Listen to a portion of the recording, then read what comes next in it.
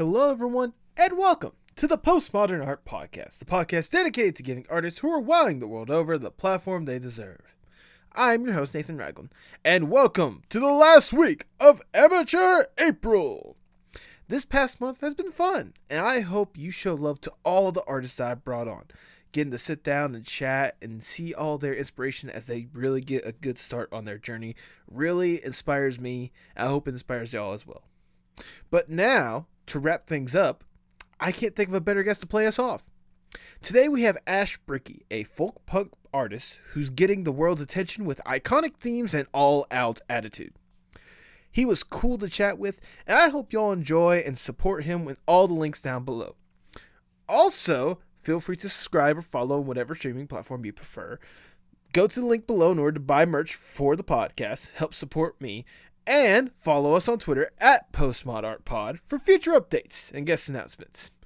But now, without further ado, please enjoy the Postmodern Art Podcast.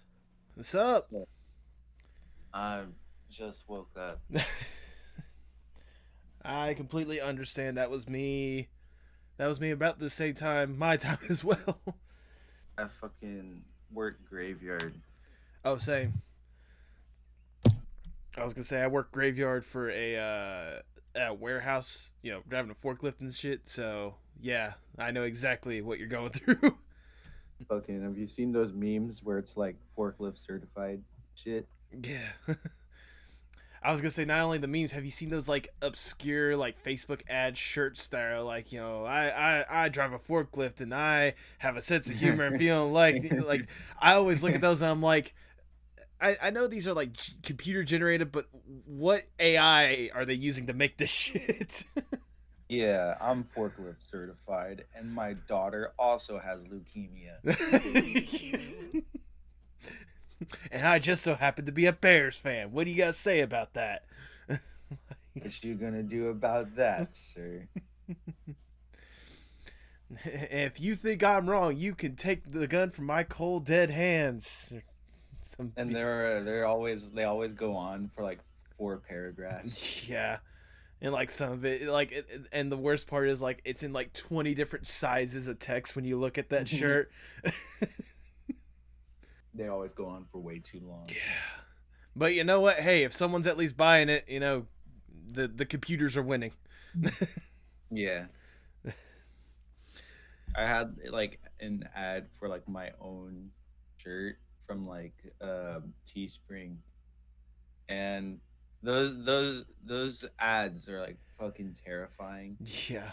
Because they all have like no comments, and it's like they're all just like made specifically for you, and then it's like deleted once you go away. Yeah. No, I mean, that's just like wild. Again, it goes back to the whole entire whatever AI they're using or whatnot. It's impressive, but at the same time, it's just like, how much do they know? They know like a lot, fucking lot. Yeah, no, trust me. Every time I try to post up a new design for my merch shop or whatnot, I always get like, or whenever I like, purchase a shirt from there, they always got like, the one specifically for Raglan because that's my last name.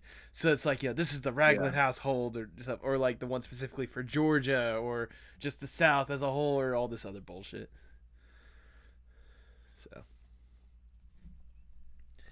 anyways, thank you by the way for taking time to sit down and chat. I really do appreciate this. I was excited for this, so thank you. Oh yeah. I'm glad to be part of your podcast. Mm-hmm. All right, Ash, before we get started, I must ask the Icebreaker question I ask for every single podcast. What is your most unpopular art opinion? Art opinion? Mm-hmm. My most unpopular art opinion. 100 Gex is pretty good, not gonna lie. Okay. Care to elaborate? Care to elaborate on that? I guess people don't understand what they're going for, I guess. People say that they're bad, and I think that they sound that way to get like that exact reaction out of you. And so by saying that they're bad, you're just giving them the response that they want, and I think that's pretty cool. People that like sound like that or that do that, uh, I hella respect. Oh no, absolutely. It's one of those I've listened to a couple songs from them, and I totally get what you mean. Especially when people are like, this just sounds like a bunch of garbage. No, it's supposed to be like more or less a beautiful disaster. I guess is the best way to Yeah, describe it. Because it's one of those. It's a lot of dogs. It's a lot of just a lot. How should I word this? But long story short, I get where you're coming from on that one. yeah, But yeah, 100 gex is actually good. Is that a hill you're willing to die on? yeah. All right, then. Then with that, I can't think of a better way to start the Postmodern Art Podcast. Welcome, everyone. I'm your host, Nathan Ragland. Feel free to subscribe or follow on whatever streaming platform you prefer. Merch is out right now. The link is in the description below. And follow us on Twitter at PostmodArtPod for future updates and guest announcements, including today's guest. He is an independent rebel rock star who's releasing some amazing music now, whether it be the themes of independent shorts and pilots or his own music. Welcome to the podcast, Ash Bricky. How you doing today, Ash? What's up? I'm chill. I'm tired as fuck. Well, nevertheless, with considering that in mind, thank you so much for taking time every day to sit down and chat. I really do appreciate this. Uh, Hell yeah, dude. Nice. But but before we get started with the music you're actually making, let's go back a little bit. I want to get the origin stories of Ash. What got you interested in art and music in the first place? My fucking grandma. Oh, really? Yeah, she had like a piano. Oh, I okay. used to I used to slam my fucking hands on that shit. Okay, she kind of like introduced you basically to music and like the different kinds out there or something or Yeah, nice. I used to play piano, and then fucking when I was 12, like 11 or 12, that's when like Skrillex was like hella popping. Yeah, yeah. So like I wanted to start mixing like shit, like digital shit. And I Okay. got into mixing, and but I grew out of dubstep and shit and got into punk. There we go. There we go. When did it for you become just like a love for music and like just something to do to a passion and potentially a career for you? Uh, I guess that started like when I was 15. Okay. I got really into got really into punk at that time, and I guess that just I got really passionate with it, with like punk and like Midwest emo type stuff too. Sorry, give me a I second. don't know. It's less of like a career thing and more of like I feel like I have to make music. You feel like you have to It's just make music? part of me. It's Okay. like part of me. Okay. Okay. I mean, if you want to, you can go ahead and elaborate on that because that's a good take more than anything else because it's one of those like it's part of your DNA more or less, right? At this point. Yeah. Yeah, it just comes natural to me. I'm always writing something. Okay. I'm always like working on different projects and stuff. Okay. Okay. If I may ask before we divulge more into that, what sort of an inspiration for the music that you do make these days? Would it say like be the Skrillexes, the punk rock bands of old or new? Like what's an inspiration for the music you make? I guess now I'm super inspired by like bands like AJJ, Okay. um Johnny Hobo and the Freight Trains, fucking Pat the Bunny. There we Pat the go. Bunny's a good one. Pretty much like the folk punk scene and all that. There you go. There you go. It's not really. Correct me if I'm wrong. It's really not that huge of a scene. Like it's more of a niche, like music form. Correct me if I'm wrong on that one. What exactly got you like? What drew you to that style of music? Um, I think I just like found it on YouTube one day, I mean, to be and fair, that's shit how. hasn't That's. been the same since. I was gonna say. To be fair, a lot of us probably find a lot of the our music taste through YouTube these days. Yeah, I think I found Johnny Hobo and the Freight Trains on YouTube in my recommended, and I like got hella into it. I used to go to hella like shows, like local shows too, Okay. which we have like a big hardcore scene, Mm. and riding under the hardcore scene is the folk punk scene because they always like to follow it. And so there, so I I guess I just got super fucking hooked on the local scene. Made me Nice. want to play more folk punk. And that's the kind of music that you're making these days. That's how you would best describe it. Just the folk punk esque. Yeah, All folk right. punk. Yeah. What is the process for you when it comes to making music? Like, how do you like sit down and realize, okay, I gotta make this song, or I gotta make music just in general? Uh, I usually start with like lyrics. Okay. I start with like lyrics and shit, and then the instrumental just sort of comes after. I just sort of make random shit. Duly I like noted. to, yeah, I like to throw shit together to because I like shit that just sounds fucking weird.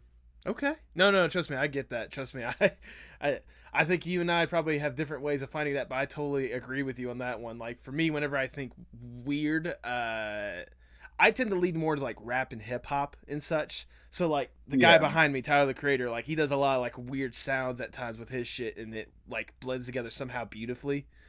But like, yeah, but like, I totally get that with especially some of the influences you talked about, like finding the weird shit.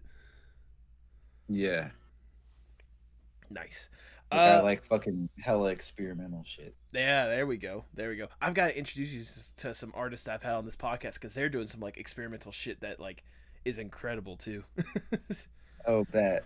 I was gonna say, like whenever I think experimental, the first style of music that comes to me is hyperpop. Have you heard of that style of music? Yes, like Sophie and like Yeah, 100. yeah, exactly. 100 Gex. I was gonna say, as a matter of fact, one of the guests I've actually had on here, Holiday Kiss, like she's doing that and like finding a way to like almost make it her own as well, or their own as well. Yeah. And like seriously, you need to I need to send you the EP that they released earlier this year, and like you just need to listen to that because what they're doing. Imagine hyperpop on mood stabilizers. Oh shit. Yeah. So yeah, I gotta definitely introduce you to that. Out of all the songs that you've made so far, out of all the music that you've made so far, is there like a favorite? Whether it be just like how you went into making it, or like how it turned out in the end, like you just rock out to it every single time. Like, what's been your favorite so far? I have multiple favorites. Um, Yeah, that's fair I'm because I've real, listened to your music and it's I can see why you have multiple favorites. uh, uh, I think my two main favorites Mm-hmm. are one is my recent album, Songs for Lovers and Tear Gas. Mm-hmm. Uh, that one I'm super fucking proud of, You should be. and thank you. Um, and then my next one I think would be my side project, just like a it's like a pop punk Nintendo core kind of thing called King of the Entire Ooh, World. ooh, that the blend of styles you just listed right there, like that. I'm interested to see how you make that work because that sounds incredible right there. It's funny because I made pretty much that entire album like at my work, Oh, really? like produced and recorded everything at work. Wait, really? Yeah. Oh, dude, that is incredible.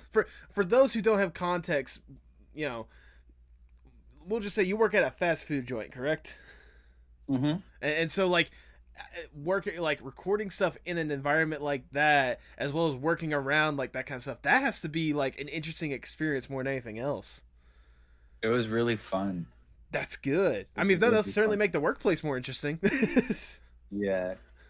We're always very slow because I work graveyard. There's no one ever there, so Right, right, it right. You was know, like fair enough. us sitting there.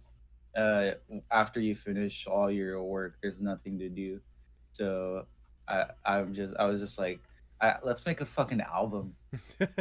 And so I made an album at work, and that was really fucking fun. How'd your coworkers have to think about that? Because I can only imagine how either interesting they or how weirded out they must have been, or how invested they must have been.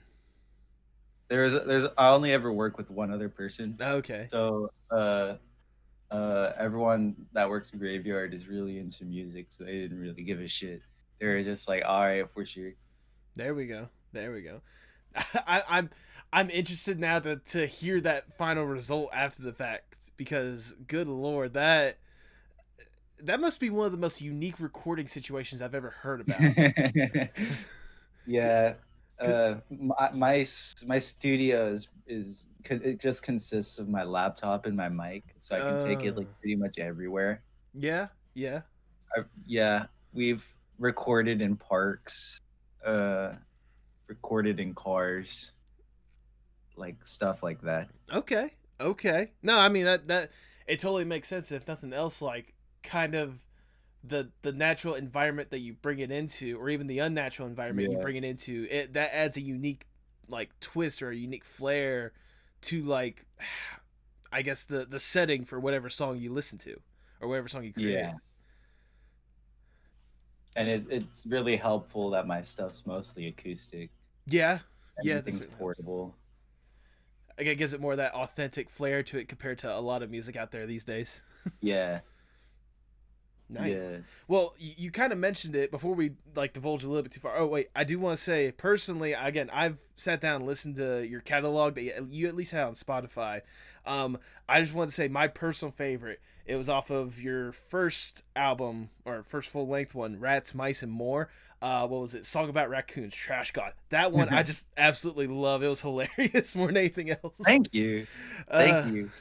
I especially love. I don't know if this was intentional. It was probably intentional after the fact, but that little fuck at the like the last millisecond, really, really like was the creme de la creme of it all. Thank you, thank Yeah. you. I was gonna say straight. That song was originally not even gonna be on the album. Really, Yeah, what led to the last minute change, if I may ask? yeah. It was originally gonna be on a different project. I was working on a project that I never finished. Oh, It was gonna be like a story driven album, mm. and that song was gonna be on it. Okay. But I was like, this is too much work. I'll just throw this on my other album. I mean, it certainly worked well with the theme of rats, mice, and more. So Yeah, that's why I threw it on there. there we go. I mean, so we have that one, but let's talk about the one that you've actually released. What was it like last month, 2 months ago, somewhere in that general time Yeah. frame? Songs for Lovers and Tear Gas. What was the process for you creating that album, if I may ask? Um, I started writing that around June or July. Okay. Uh, uh, I, around the time the initial protests started. Mm-hmm. I was like, I need to write more songs about this shit. So I wrote like an entire like political album, pretty much. I was like, I don't know. That's sort of how it started, and writing music sort of comes like naturally. So it's like every time I get around to it, I'll just like write a song. Okay. Um, there isn't really that big of like a backstory to it. It was just like I was just sitting there. I was like, I want to make another album, Right. so Right. I made a new album. Well, I mean, I imagine like a creative person as yourself, like there's always probably a need to like make music or make an album. But Yeah, I imagine for you, especially with this album, you kind of touched on it, but like this was truly like a statement from you on how society was at the time. I just yeah. I have to ask, how important was it for you to have these messages about blue lies or the Proud Boys, Monopoly, just the political sphere? How important was it for you to have that statement out there in the world? Um, it was hella on my mind. Like I just felt like I needed to like say it. I guess. Like I mean, it's it. Well, it's like it's not like a news statement, but I just wanted to uh, give my perspective. I guess. Right. Uh, but yeah. I mean, still, it was certainly one that you did not hold back at all. I was gonna say, what was it, the fourth or Yeah. the third or fourth song is just straight up black or blue lives don't matter. I should say, except for the fact that, as you said in the song, it's a job, not a life. So, which Yeah. I think It's that's a career, and you have no right to compare it to someone who didn't have a choice when you did. I was gonna say, speaking of choice, the one song that like really hit me hard, or the one that really like connected with me was the Monopoly one, the one where you had the person Yeah. talking and you're just playing like the subtle like guitar over it. How did you come up like how did that idea like come to you? Because like the statement alone was powerful without the guitar, but like adding your little like subtlety to it, it amped it up a little bit more. It was a video from Kimberly Jones that blew up on Twitter, and I listened to it, and I'm like, this woman's really passionate, and like, uh, I just wanted to sort of like make, I wanted to save that video, and I made like an instrumental that I felt uh described how she felt, Mm-hmm. or at least how I perceived she felt, and put it put it all together. Um, I like hella like agreed with like her message and all that, you know. Oh yeah, So I no. just wanted to like throw it onto the album too. I mean, if nothing else, I think your guitar kind of added just kind of the emotions that someone would have when listening to that video, just that rising anger of like, yeah, why is it like this? Why is it got to be like this? Why does life have to like Yeah, break them down like more and more and more? And like, you know, like especially the last line that she said in there, like you should be lucky that it's only equality that they're looking for, not revenge. That just fucking yeah. hits like a freight train whenever that is said. She was that like speech she gave was like super fucking powerful. It really was. And I applaud you for like not holding back and just letting that be as close to as raw as you can with it. So, Thank you, thank yes. you. I mean, like, I I'm gonna say this. It's great to know that even with what you have so far with I'm not gonna say like you have a decent following, and there are people that certainly appreciate and love what you do, but the fact that at this point you're already letting people know, hey, this is where I stand. If you don't agree with me, I don't care. Don't be a part of it. Like Yeah, I commend the courage that you have to do that kind of stuff, because a lot of people they're probably just gonna be like, I just need to play it safe until I get that break, until I get that moment. But you're like, no, this is where I yeah, am. You can either take it or leave it. I don't care. yeah. Fuck off, dudes. There you go. Fuck off, crowd boys. Y'all can uh, eat my ass. I mean, if that doesn't get the point across, I don't know what else will. Has the thought of potentially more songs in that similar vein? Have you thought about making more songs like that at some point in your future, or was it just like Yeah, for specifically? sure, Oh, for sure. Okay. for sure. Okay. Okay. You Well, know, I'll certainly be interested to see what other opinions you would have on stuff like this. Just to see how you convey it in a way. Just to see how you convey it more than anything else. So, the uh, punk way, bro. in the punk The way. punk way. I mean, hey, if nothing else, like it's a good vein. I mean, it's punk's always about fuck society, and especially when society is as shit as it can be right now. I mean, it's just an easy target. Fucking, I hella accidentally unplugged my headphones for a second. And then plugged it back in. I Do I was need? trying to fix it super quick. Did you hear what I say, or did I need to repeat it? You could repeat it. I didn't like hear all of it. Okay, now I was gonna say, I mean, if nothing else, when it comes to like the punk aesthetic, I mean, it's always about like fuck society, or a lot of it's about fuck society, and especially when society is the way that it is right now, it's kind of an easy target. So, Yeah, I mean, it's sort of always been like that, yeah, you know. yeah, Just now more people are seeing it, I guess. because of social media more than anything else. I mean, it makes it a Yeah, lot more easy. It makes it a lot easier for people to see it, whether they want to see it or not. exactly. Well, speaking of social media, this is gonna be a complete like 180 when it comes to emotion stuff like that. You've worked with with a friend and a former guest of the podcast, Magpie Raven Blackford, when it comes to working with her on basically creating the soundtrack for her stuff for like certain things. How'd you first hear of her and how'd you start working with her in the first place? She actually hit me up, Oh, really? and it's funny because a long time ago I made a meme.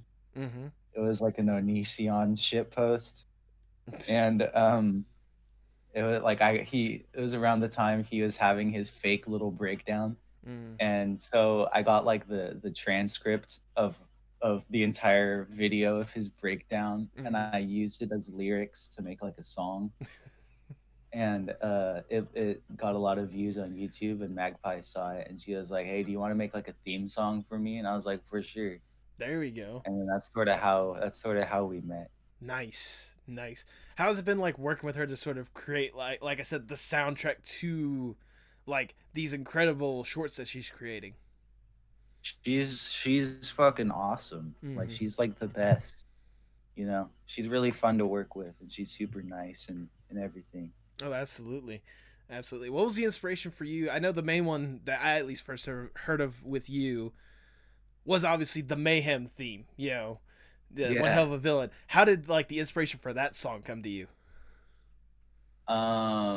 Magpie was like, she was like, "Hey, I have a cartoon that I'm working on, and I want you to make the theme song for it." And she had like the lyrics all written and Oh, everything, nice. and she was like, she gave me the lyrics, and she was like, I want you to make like some happy upbeat song for this," and I was like, "I got you." And so I threw that together. It took like actually like a few weeks, I think, having like I was like having trouble writing it for some reason, but I was really happy with how it turned out. Oh, absolutely. Like for those that haven't heard it, I mean, it perfectly encapsulates kind of that like '90s high energy aesthetic more than anything else that you really like got down to a Yeah. T. You know, mix it with a little bit of your own flair, kind of that little evil flair, if I may say so myself. I mean, obviously, Yeah. I was gonna say, and obviously, it didn't stop with Mayhem. You've actually done at least two separate versions of a different song that she had for her personal comic, Kinas Adventure. Was it basically Yeah. kind of the same process? Like she came to you with this, and you just went at it. Yeah, she had lyrics. She's a really good songwriter. Mm-hmm. She had the lyrics. Um, and she was also like, I want you to make this sort of like sad secondhand serenade style song. And so I wrote the first one uh acoustic, and she was really happy with it. And then Mm-hmm. one day I was chilling with Magpie, and I remembered the song, and I decided to make like a full band Midwest emo style There we uh, go. version, but I wanted to like extend it and make it like long. So I put that one together. I actually recorded that second, or I threw together that second song in like a day. Really? Yeah, I made it in like a day. Damn, that's impressive. Seriously. Thank you. Goodness. And then I just gave it to her, and she was super like excited for it, and she threw it on her channel. Yeah, yeah. I actually remember whenever you threw that together, whenever she got the final product, because she had shared it with me for a moment, and like I listened to him, like, damn, that is incredible. That's how she first recommended that you come on the podcast. Oh shit. Yeah, because it's like I forgot to mention this like at the beginning. Like on top of all this stuff, like you're doing all this incredible music, and you're only like what 19? Correct me if I'm wrong. I'm 20. You're 20 right now. Still, Yeah. like someone with the talent, the knowledge that you have, and all this kind of stuff. Like, does it ever like blow your? Does it ever become like surreal at times? You have to step back and be like, I can do this shit. Like, I can make high quality music. Does it ever like blow your mind at times? I mean, to me, it's like I've been making music for like 5 years. Mm-hmm. To me, I it doesn't sound all that like incredible. I'm just like writing songs. For you, it's just another I day mean, in your I own personal appreciate. office. Yeah, it's like I appreciate when people say that they're like incredible and stuff, but it's like to me, it's like this is just what I do. I'm always making songs. Right, right. But I mean, even then, like, I'm Yeah. sorry to like hype you up a little bit more, but like, seriously, like, there are people like I'm. I'll put it bluntly. I'm almost 5 years older than you, and I can't do I can't even do a quarter of the shit that you do, man. Like I seriously. mean, it just takes practice. It Yeah, just true. takes practice. I mean, that's gonna be You like just that gotta with. do it. It's like any sort of art form. You can't just sit by and then just expect it to just come to you. You have to actually practice. Yeah, So you gotta go for it. yeah. I mean, I don't get me wrong. It's not that I wouldn't like to know that stuff. It's just there's other things that I prioritize a little bit more, but it doesn't mean I don't appreciate Yeah. and love what you are doing, especially because like you've got this thing down, man. Like I imagine for you there's probably a lot that you would like to try to do as well. Is there any sort of like style or any like concept that you would like to tackle at some point and like make just to say that you've made that style of music or that kind of music? I've been trying to mix. I've been trying to do two things. Okay. The main thing that I've been trying to do was mix like folk punk with like electronic stuff. I've been trying to mix Ooh. those two together, like with in my album, "Songs for Lovers" and "Tear Gas." It's Mm-hmm. like what I've been trying to focus on was adding synths to folk punk, and I thought it sounded super sick. Oh, it did. It really Um, did. At times, it did. Thank you. And the second one that I've been wanting to do, but I haven't done it yet, is I've been wanting to mix slam metal with folk punk. Uh, those What? like those I wanted to get those like chuggy breakdowns and shit with like those gutturals, but it's all acoustic, and I think that sounds pretty awesome. I mean that's quite a task to try to go for and try, but if you can like take the time to do it, like go for it, because that'd be just an interesting blend more than anything else. Yeah, I love black and folk punk, but I don't think anyone's done it with like slam yet. Yeah, or So if I'm they, like, I gotta do that. or if they have, they've kind of called it their own thing, and it's just Yeah, no, I that need that to sounds I need to that's do pig squeal screams. there you go. I mean, still like that just sounds like I it's hard to kind of imagine it, but like I imagine you've probably thought about this over and over again. You've probably had your like I need to figure out like just that perfect blend more than anything else. Yeah, I Shit. mean, I kind of suck at writing harder shit though, like the really hard kind of stuff. But I feel like I can do it. Hey, you gotta practice more than anything else, just like you said to me. You gotta practice. Yeah, I just gotta practice. Yeah. I mean, hey, if that's something you truly want to go for, I mean, who's stopping you? Facts. Yeah. Fucking no one. I mean that was the kind of mentality I had whenever I started this podcast. It's like I've always loved like the behind the scenes. I've always wanted to give artists, see artists get the credit that they deserve. So it's like, well, fuck, if no one else will, why not I? Exactly. Yeah.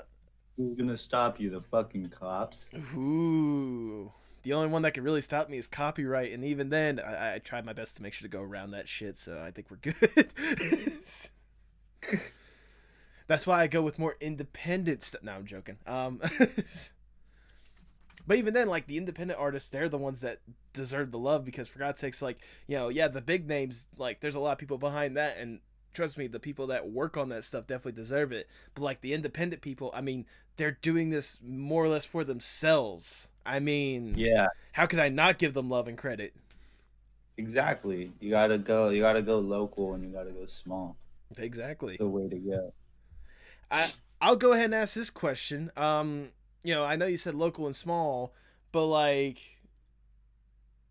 there was one album I did notice that was a collaboration album, so I have to ask: is there any collaborations you would love to see at some point in the future, like with anyone and anyone possible? I really wanna play a song with Whitney Flynn from Days and Days at some point. Okay, I think that'd be pretty sick. nice. I mean, it'd be interesting to Yeah, see. As a matter of yeah. fact, I've never met her. yeah. I've never met her, but I think that'd be pretty sick. I mean, you would be surprised how interesting it is to just meet people. Really. Yeah, In fact, I'll go one step further and I'll go to this little dream scenario. Let's say I'm Big Shot Mr. Moneybags. I have connections to anyone and everyone, and I have all the funding in the world to make it happen. I come to him like, look, Ash, my man, you're killing it right now. You got some incredible stuff. We want to make the dream Ash Bricky project. What would be that dream Ash Bricky project if you had no restrictions whatsoever? I mean, I honestly, I feel like I'm already in that situation because I can just make whatever the fuck I want. Okay. You know, I already have all I need. It's all I just need my laptop and my mic, really. Okay. Okay. Not a simple person. I mean, if nothing else, we can definitely use those money bags for promotion to get your name out there because you fucking deserve it and then some. Well, thank you. But I mean, I I guess if you were big Mr. Moneybags, I'd be like fucking eat the rich, and I'd beat your ass. Beat your ass. How about instead of I'll eating the steal rich, your money. how about instead of that, I could just take it and donate it to local communities and try to help them out? How about that? Does that work? Yes. Yes. I'd say nah, bruh, and then I would tell you to donate your money. There you go. There you go. I mean, I have unlimited funds, so everyone can be rich. So that means you have to eat everyone. Yeah. Mr. Jeff Bezos over here. Ooh, big shot. I mean, God, that's every time I describe Moneybags, that's basically what I am. He just has the money to like give to random creators for like Prime and shit, or like videos and shit. And just be like, Yeah. here, make your shit. Make your shit. I mean, that's It's how crazy, like just how much fucking money people have it's like also. out there, It's you also know? it's also insane, like how people like to hoard the money too. Like all the statements about you know, like don't raise the taxes for like the richer or whatnot. But it's like okay, That's such bullshit. yeah. That's such bullshit. I mean, even then, like, what was it? I forgot what the number was exactly, but like, even like a 5% increase, that's only like a couple thousands or millions of dollars for these billionaires. It won't dent them that much. They're still gonna be billionaires by the end of the day. It's because people when people think that when someone says "eat the rich," they think they mean they think we're referring to people with like disposable income, Yeah, no. but really we're talking about fucking corporations. Because fucking Jeff Bezos, for example, uh, uh, he has so much fucking money Yeah. that he he would be able to afford to buy every single homeless person a house in the U.S. and still have billions of dollars to keep him fucking floating.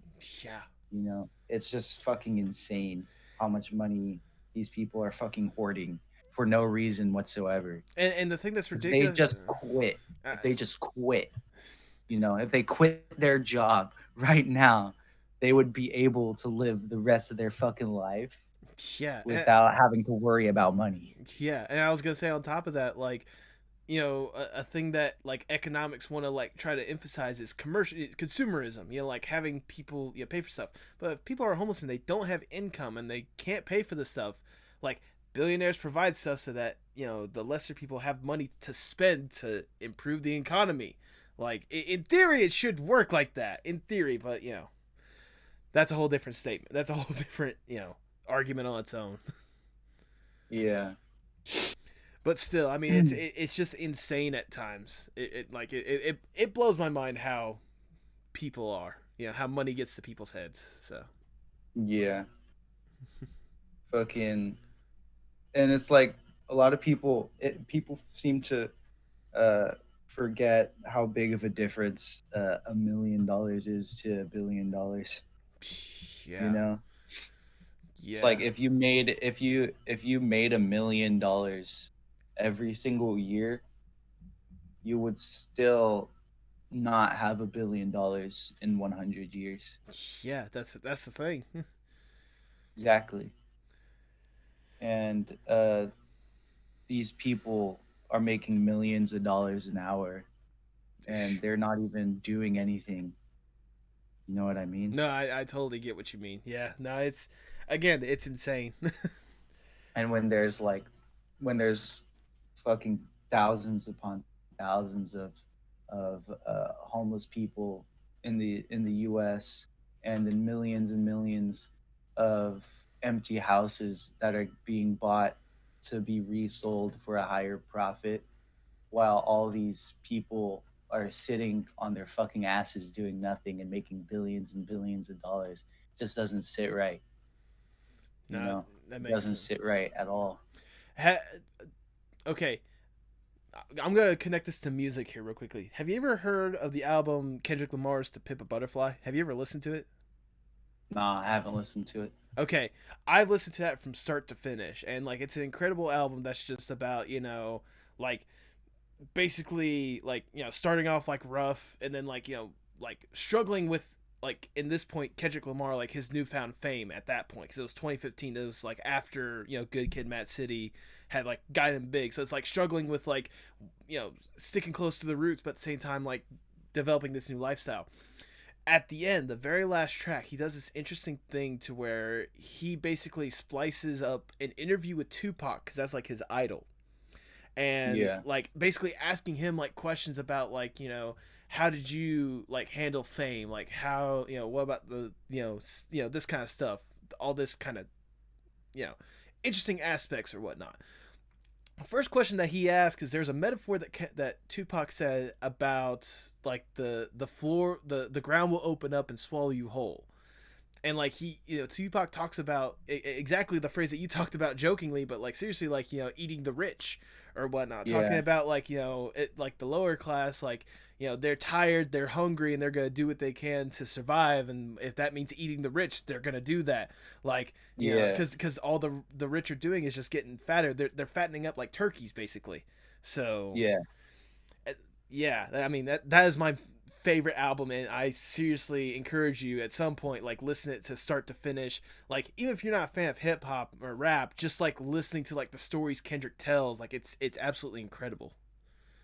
Yeah, rap and hip hop and punk and hardcore both have like pretty much the same attitude Yeah, towards everything. There's a lot of similarities with the two genres. I was gonna say I actually had on Silverhound on the podcast. Obviously addicted. Yeah, Yeah, I had him. Mr. Addict, Yes, Mr. Addicted, Angel Dust, Mr. exactly. Angel Dust Man. I had him on the podcast not too long after he released Root of All Evil, the one about IMP, hell of a boss, and like Yeah. he even made the argument that it's not that punk isn't rebel music, but he personally thought rap was the ultimate rebel music in his Mm, eyes. So I think they're both the same. They both grew up together. They both come from the same era and they both have the same views. yeah, It's just they go about it in different sounds. yeah. Yeah, I mean, at the end of the day, they both sound absolutely incredible. I mean, we've Exactly. we've had a blend of two. I mean, MGK seems to be doing better with punk than he ever did rap. So, Yeah. but Fucking Beastie Voice too. oh yeah, Beastie Voice. That was the penultimate blend more than anything else. Yeah.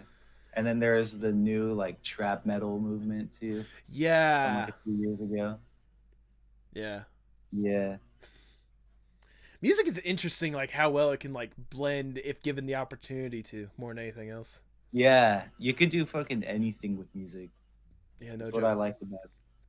I mean, that's how we can sometimes get like Kanye West blending with Elton John at some points. Yeah. Folk punk Kanye West. Let's go. That folk punk Kanye West. That I would be interested to see how he goes about doing that, or how he would like go for it. Yeah. Those fast paced guitars and he's going poopity scoop. Thank you for reminding me of that song. No problem. That's what I'm here for. There was a time to where I there was a time where I there was a time where I liked that song unironically because I kind of got what he was going for with like how like he basically made a parody song of himself talking about like Yeah. with these like incredible like samples and like this bass and beats, but then like the lyrics people don't care about. They're just fucking like trash lyrics. Yeah, exactly. Like he basically made the perfect parody Kanye song, and of course it came from Kanye himself. Exactly. Exactly, bro. Oh goodness. Uh, Folk punk cover of that song. I'm tasking you with that one. You better get that one done. Yeah. If you need background vocals, I'm not that good with singing, but I can at least try. It's folk punk. It's not supposed to sound good. There you go. There you go. Well, I let me. was actually supposed to make a cover of Addict. Oh, really? Yeah, but it just sucks because I had to factory reset my computer, so I lost Oh, my file. oh, my heart, she's breaking. Yeah. I have the first like 50 seconds though, like the Mm, clip of the first 50 seconds, but that's it. okay, okay. I mean, still, like, yeah, a folk punk parody or not parody cover of that song. I, again, it'd be interesting to see like the blend of the two styles or like the transition of styles for that one. It actually sounds really fucking sick. Uh, Really, like acoustically, you might have to send me that 50 seconds because I'm definitely intrigued. for sure. For Well, sure. I'm gonna go ahead and ask this generic question from you. Where do you hope to see yourself, say, 5, 10 years from now with your music? Hopefully playing more shows again. Yeah. Fucking missed shows. Oh, trust me, I don't blame you. Like, I've been to that many concerts, but as soon as we can be able to, I want to definitely like try to go to more. Now that I, know what I'm missing out on. shows Local shows are far much better than big ass Oh concerts. yeah, no, absolutely.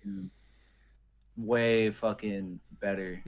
I I have that mentality with wrestling too, because I'm a huge wrestling fan. So Hell yeah. yeah, I've been to many fucking local shows. I used to set up my own local shows too. nice. Fucking I still do. It's just not the same because of COVID. It's all like Right. outdoor street shows and shit. Have you have Uh, you have you seen some of these like online concerts that people are doing? yeah, I've seen them. They're I. It's not the same. You know, Right. it's more boring, but I I mean, mean, it's still it, cool. I would say it's never gonna be the same because I mean, if nothing else, with some of these like online shows, it's like people send in like the set beforehand or something, so it's like listening to an album instead of like hearing the authenticity that you would hear for a live show. Yeah, it's very very different. Mm-hmm. But I'm still all for it. Yeah. I was gonna say, as a matter of fact, the guest that I had on a couple weeks back, Ace Smith, like he's part of a group that's doing a bunch of Minecraft concerts, like going forth with that. So Minecraft concerts, dude. That's yeah, I yeah, was thinking of doing Roblox concerts. yeah. No, I mean, there's obviously those as well, but like they've collaborated with a server. As a matter of fact, I think they've had to recently upgrade that server or something like that because of the people they were bringing in for these like sets and such. As a matter of fact, their next show should be April 30th and May 1st. Magma Mm. Fest, something like that.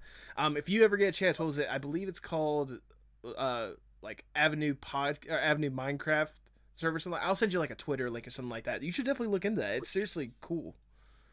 Bet I'm down. Yeah.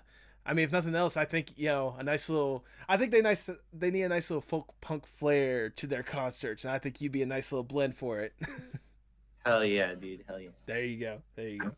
So obviously, like getting back to like live shows and actually doing that kind of stuff, and obviously, I assume within that 5 to 10 years, just making more of what you're doing now, because I mean, Yeah. it works. It's what you love. It's why stop it? I wanna. I'm hoping in like a few years, that I'd be playing shows with like uh, with like hella cool punk bands like Days and Days and shit. There you go. I would love to play like shows with them. Well, dude, I'm gonna be the first to tell it. Well, I might not be the first to tell you, but I'm right there with you. I'm rooting for you. Seriously. Hell yeah. Thank you. I No problem. appreciate it. Uh, well, as we're winding down this, podcast, I just have one last question I want to ask. Obviously for you, like music is art, and music is very integral for your life. How important is art, not just for you, but for the world as a whole? Uh, I think it I think it holds people together, you know. I think it keeps people together. Um it's very important for like your soul because like in like every piece of art, I believe that it's like a piece of a person's soul, and that's why people get so connected with it. You know. No, I totally get that, and I honestly could not agree with you more. Like that, it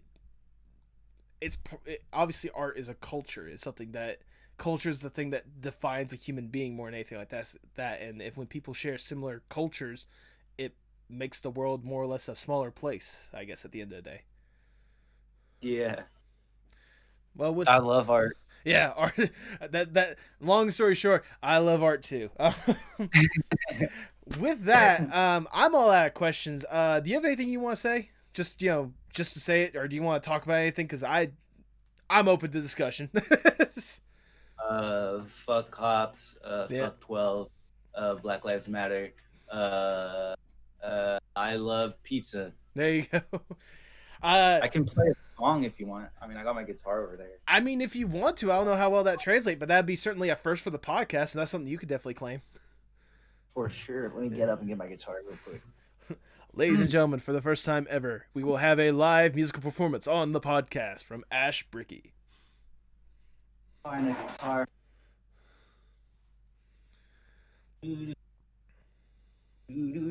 All right. All right, I have returned with my guitar. go for it. We're all ears now. All right. Well, I gotta make sure it's in tune. That's a good point. All right. It's in tune. It's in tune enough. Okay, go for it. All right.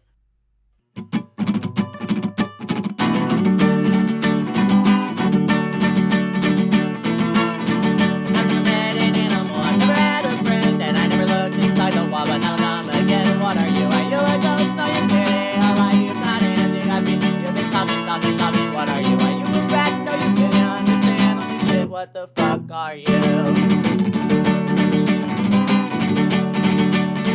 I'm in a bit of trouble cause I think everyone knows. Now we're getting tons of visitors. I keep turning the stone. Where are you? Are you dead? Said this is God. Is that just what I guess you learned the same? Cause you gotta move ahead and on my walls. Just calm, I'll slip in my bed and pretend that after all you think you're dead. After all you think you're dead. After all you think you're dead. There we go, man. That is great.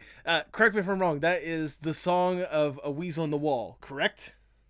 Song for the Weasel in the Oh, Wall. song for the Weasel in the Wall. Yes, that is great. Oh man, I felt that energy. Woo.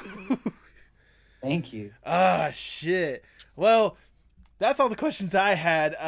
Now's the point of the podcast where I know I've already shouted you with enough praise, but I'm gonna do it more because it's my podcast. I do whatever the fuck I want. Oh, yeah.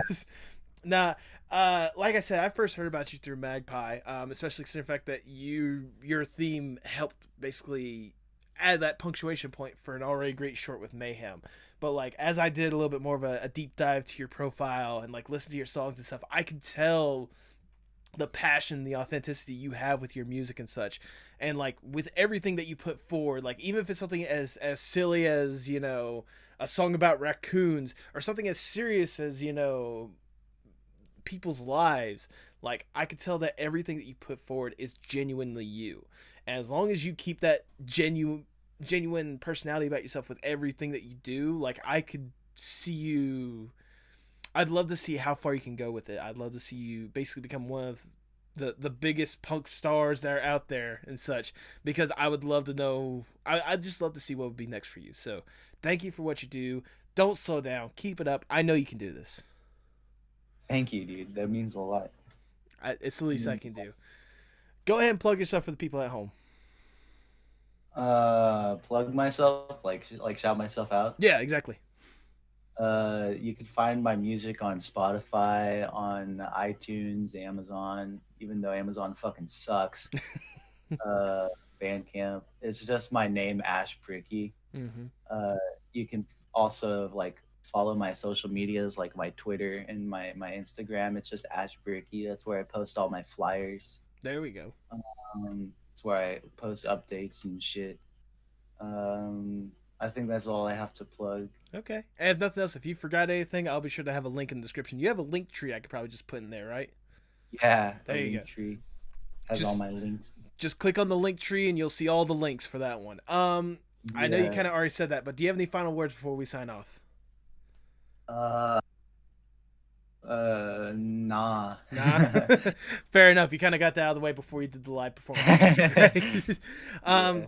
With that, all I have left to say is hasta luego, amigos. Pay me no mind, pay me in gold, I don't mean to bribe you.